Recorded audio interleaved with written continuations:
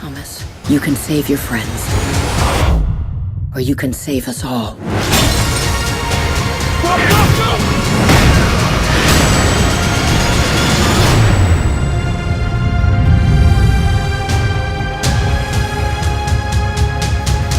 If there's one franchise that managed to slip underneath the young adult craze, it's Maze Runner.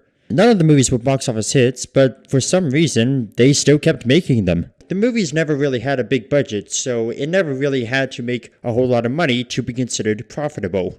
Mockingjay Part 2 cost $160 million, but Death Cure on the other hand stands at a mere $62 million. That's almost a $100 million difference in the budget. They didn't try to make the series part of the YA craze, and in all honesty, the movies would have suffered if they did. What I'm really happy about is that they didn't try to make the last book into 2 movies, a trend that should have died with Twilight 5.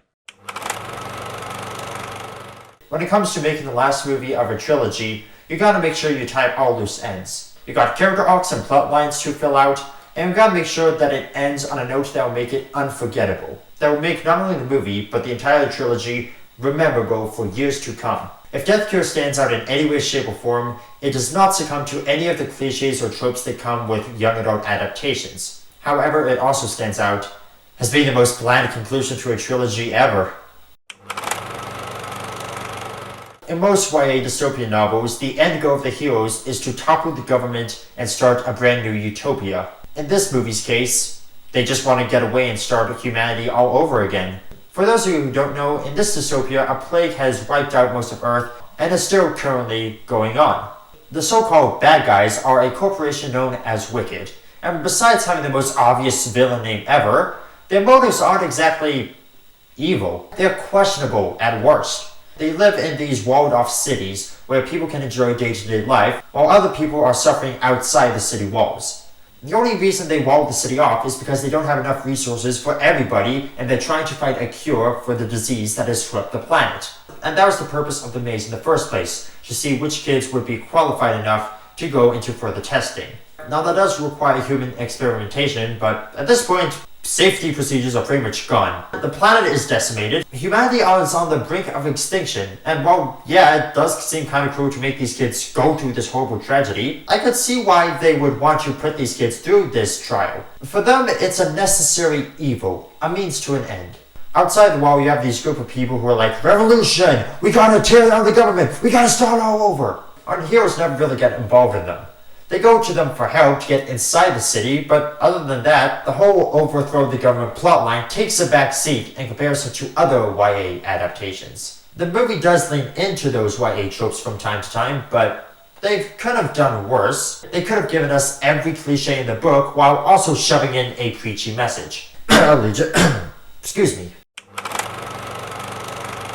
The movie starts off with a train heist. What is it with young adult adaptations and trains? They hijack a cargo hold that's supposedly containing their friend, but they open it up and surprise, he's not there. Now they have to go into the city to rescue him. So in other words, this movie would have been over had they picked the correct cargo hold. That strangely sounded like the script to a How It Should Have Ended video. I get that you have to set up the rest of the movie somehow, but come on, you can't use a mistake that small to set up the big picture. By the way, did you ever want to see Aidan Gilliam play Littlefinger again, except this time in a dystopian future? Well, too bad. He's here, playing the same snarky character that he's played in Game of Thrones. Are we just going to typecast Aidan Gilliam as this sneaky guy who has an ulterior motive?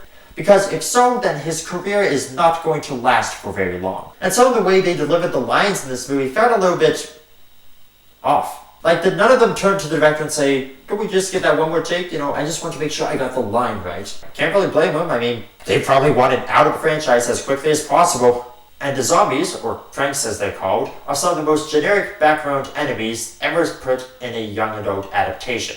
Also, because of that, this movie is going to be the reason why the World War Z sequel is about to be pushed back another year. For the past few years, young adult adaptations were the big thing in Hollywood. They seem to be the way to go if you want to make a quick buck. But I think it's safe to say that YA craze is officially dead. It was long dead before, but this movie is the final nail in the coffin. So RIP studio products disguised as young adult adaptations, you were too good for this world. If you've seen the first 2 Maze Runner movies and enjoy them, go see this movie. If you didn't, then don't. For anybody stuck in the middle, it's a generic action movie set in a dystopian future, so I'd say check it out if it's on Netflix. Alright, that's my review of Maze Runner Death Cure. Have you seen it? What did you think about it? What's your favorite young adult novel? Not young adult adaptation, novel. Harry Potter doesn't count. Sorry. Leave your answer by commenting down below. If you're new here, hit the subscribe button and hit the bell icon. If you enjoyed the video, leave a like. And as always, this is the Canadian Movie Buff saying I hope you had a fantastic weekend at the movies. See ya!